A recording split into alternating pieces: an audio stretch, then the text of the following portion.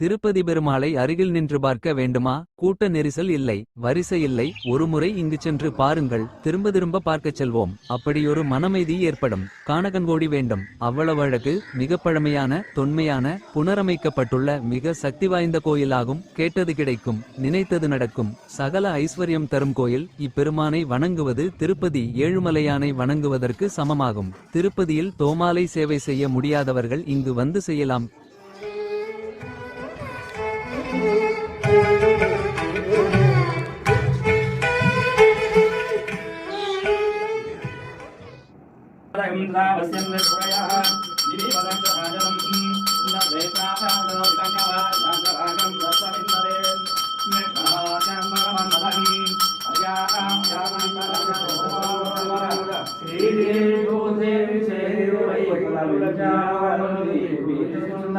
கோயில் திறந்திருக்கும் நேரம் காலை 6 to 12, மாலை 5 to 8.